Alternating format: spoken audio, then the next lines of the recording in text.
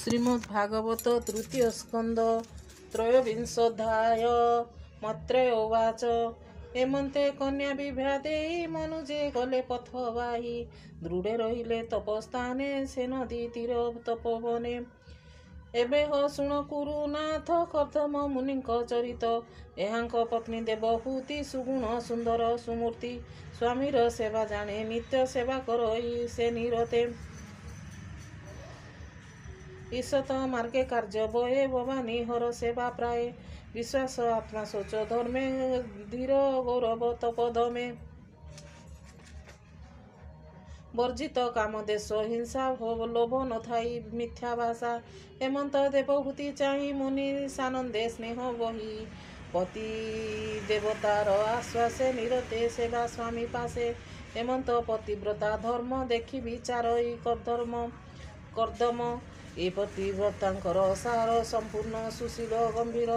हेमंत गुण मने गुणी से प्रेमे गद गद वाणी निज कामिनी मुख चाहि कर्दम कहे प्रेम बही शुण सुंदरी मो वचन मोर विषय तोर मन देखि संतोष मोर चित्त तुम्बे दूरित मोर गत प्राणी मध्य नर देह सुहृद मध्य अति स्नेह से देह तोर जत्न नाही मो परि चेष्टे मन देई सुधर्म तप प्राणी कर तप समाधि विद्याधर सुहृद कर्म आत्मा ध्याने जीव कहई तत्व ज्ञाने से धर्म गोविंद प्रसादे मुझे साधिली निरापदे ए सर्वतोहर दुसाध्य तु एबे पुंज विष्णुपद अधिक गुण केबा कही सर्वसंपद जेणु पाई से हरि चरण पंकजे निर्मल चित्त जे भजे।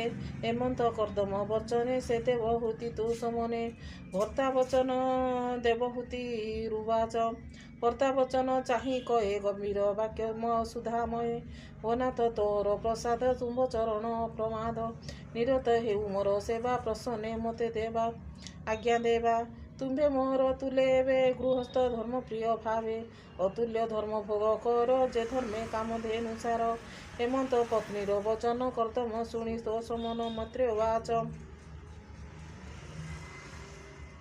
प्रिय कलत्र मन जानी चित्ते विचारी विप्रमणि विश्वकर्मा को मनेश्वरी विमाने तप बले करी जहि कल्पित वसुपुत्र अशेष कर्मे से निर्मित सकल ऋतु पुष्प फल मणि निर्मित स्तंभ ठूल सुगंध पुष्प माळे माळे जे रथ लंबे पूर्ण हेले गभीर भृगनाद सोहे पाट बसन मन मोहे उपरे रत्न निरमणि विराजे रवि तेज जिणी शेरते सुवर्ण पलंक रंगे विराजे से त्रिलोक विश्वकर्मार कर्मार शिल्प पण जे कथे देखे पुण पुण महामर्कत स्तंभ जहि विद्रुम वेदी विराजई जे द्वारे विद्रुम सांकोला हीरा कबाट जहि किला बामे दक्षिण पूर्ण कुंभ लागिछि अष्टरत्न खंबे बाम दक्षिणे पूर्ण कुंभे लागिछि अष्टरत्न खंबे श्वेत हंस हंस कवच मत पद करती नाना मत विमान शिखे ज्वाला बंदे शुद्ध स्वभाव दीप गंधे विराज स्थान सुर गण सुवर्ण निर्मत प्रमाण नानादि शोभा स्थान सोहे देखि देवंक मन मोहे। हेमंत विष्णुपुरे जहि तोष न लभे नेत्र दुई नाना विचित्र कांथ भर्ती देखि संतोष देवहूति कधर्म मुनि पत्नी चाहि अमृत वचन कही से सर्व प्राणी हित जानी तप समाधि विद्या गुणे सुंदरी सुणम वचन ए तीर्थ तोषे करी स्नान ए रथे सुखे विजय कर चित्ते गोविंद पाद स्मर सुख निमित्ते तीर्थ एहि प्राणी को शुभ फल देई। हेमंत स्वामीर वचन से देवहूति शुद्ध मन धीरज वस्त्र परिधान हृदय आच्छादी तुंगस्तन शिरे शोभित जटा बेणी सुगंध गंध लेपियाणी कशिला सरस्वती नीरे से नीरे सर्व पाप हरे तत्क्षण सरोवर जले सहस्र कन्या एक मेले उठिले दिव्य रूप धरी जय शबद मुखे भरी रूपे की देवा पटांतर मुहंती ब्रह्मा शिव सुर किशोर बयस आनंदे वासंती नीलोत्पल गंध किशोर बयसे आनंद वासंती नीलोत्पल गंध कन्या ए उठी जल तटे से देवहूतिर निकटे କପଳେ ଦେଇବେନି କର ସ୍ୱଭାବେ କହନ୍ତି ମଧୁର। ଆମ୍ଭେ ତୋହର ଦାସୀଗଣ ସେବିବୁ ତୋହର ଚରଣ। ଦେଖ ଆମ୍ବର ଦିବ୍ୟ ଦେହ କିସ କରିବୁ ଆଜ୍ଞା ଦିଅ। ଏମନ୍ତ କହି କନ୍ୟାଗଣେ ସେ ଦେବହୂତିର କାରଣେ। ତତ୍କ୍ଷଣେ ନମସ୍କାର କରି ସର୍ବେ ହୋଇଲେ ଚାରି ସୁଗନ୍ଧ କନ୍ୟା ଅଙ୍ଗେ ବୋଳି ଆନନ୍ଦେ ଦେଲେ ହୁଳହୁଳି। ସ୍ନାନ କରାଇ ଗଙ୍ଗା ନୀରେ ମଣ୍ଡିଲେ ନାନା ଉପହାରେ। ନୂତନ ବସ୍ତ୍ର ଯୁଗ ଦେଲେ ବିବିଧ ଅଳଙ୍କାର ତୁଲେ। ଅମୂଲ୍ୟ ହାର ରତ୍ନପନ୍ତି ଚନ୍ଦ୍ର କିରଣେ ଝଟକନ୍ତି। କର୍ପୂର ସୁଗନ୍ଧ କୁସୁମ ସୁହୃଦରେ ଲେପେ ସ୍ନେହ ମନ। ଅନ୍ନ ବ୍ୟଞ୍ଜନ ଷଡ଼ର ସେ ଭୋଜନ କରାନ୍ତି ସନ୍ତୋଷେ। ସୁବାସେ ଜଳ ଆଚମନ କରାଇ ସୁମୁଖ ବାସନ। ଉତ୍ତମ ଶଯ୍ୟାରେ ବସାଇ ଦର୍ପଣ ସମର୍ପିଲେ ନେଇ। ଦର୍ପଣେ ଚାହିଁ ମୁଖ ସୁବାସିରେ ଖୋସିଲେ ପୁଷ୍ପଗବା। ଦୁର୍ବାକ୍ଷତ ଗନ୍ଧ ଆଣି ଆଶିଷ କନ୍ୟାଗଣ ଭଣି। ଏମନ୍ତେ ସର୍ବପରିବାରି ସୁଲଗ୍ନେ ସୁଧ ସ୍ନାନ କରି। କଣ୍ଠେ ଲଭାଇ ରତ୍ନହାର ହରଷେ ଖଞ୍ଜିଲେ ନୂପୁର। କଟି ଶୋଭିତ କାଞ୍ଚି ଦାମ ହୃଦେ କାଞ୍ଚଲା ଅନୁପମ। ଅମୂଲ୍ୟ ହାର ହୃଦେ ସୋହେ ରୂପେ କାମିନୀ ଜନ ମୋହେ। ସୁଧା ବଚନେ ସୁଧା ହାସ ଅପାଙ୍ଗେ ମୋହନ ସଦୃଶ୍ୟ। ଲଲାଟେ ସୁନୀଳ କୁନ୍ତଳ ସୁନ୍ଦର ପଦ୍ମକୋଶ ବଳା।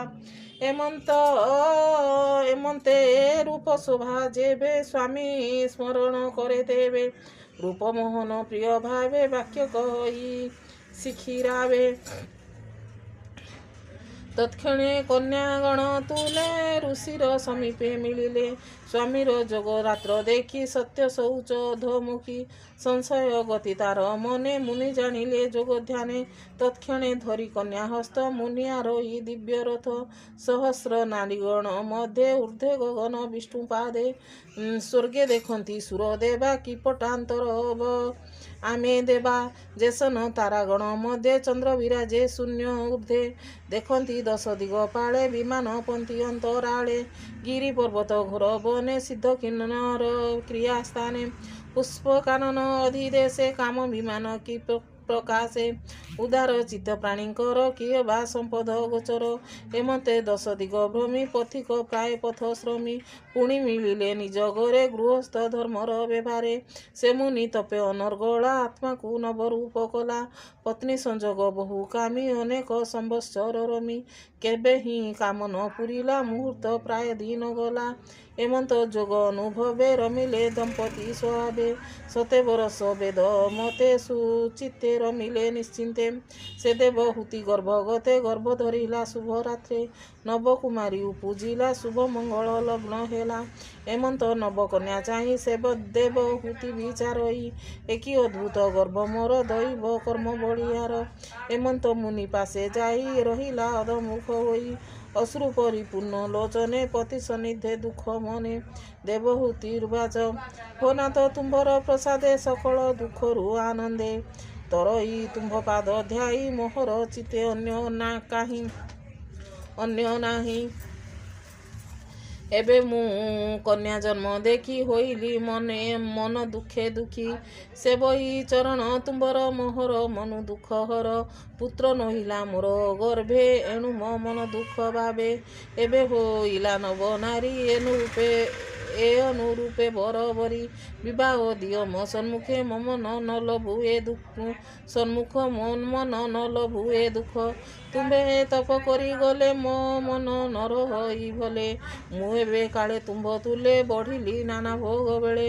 ଇନ୍ଦ୍ରିୟ ଅର୍ଥରେ ଲାଳସ ବଞ୍ଚିଲି ଅନେକ ବରଷ। ତୁମ୍ଭର ଅଙ୍ଗ ସଙ୍ଗ ମେଳେ ଏ ଜନ୍ମ ଗଲା ମୋର ହେଳେ। ଏ କର୍ମ ଭୂମି ମଧ୍ୟେ ମୁଇଁ ଉତ୍ତମ କୂଳେ ଜନ୍ମ ହୋଇ। ଆତ୍ମାର ଗତି ନ ଜାଣଇ ଏ ଦୁଃଖ ସୁଖ ମୁଁ ଜାଣଇ। ତୁମ୍ଭର ସଙ୍ଗେ ସଙ୍ଗ କରି ହରି ଭଜନ ମୁଁ ପାଶୋରି। ହେ କାନ୍ତ ମୋତେ ଦୟା କର ଏ ଭବ ସାଗରୁ ଉଦ୍ଧର। ଭୟ ନିବାରି ମୋର ଚିତ୍ତେ ଏ ମାୟା ତରିବି କେମନ୍ତେ। ବିଷୟା ବସେ ଯାର ସଙ୍ଗ ଆବରି ସଂସାର ତରଙ୍ଗ।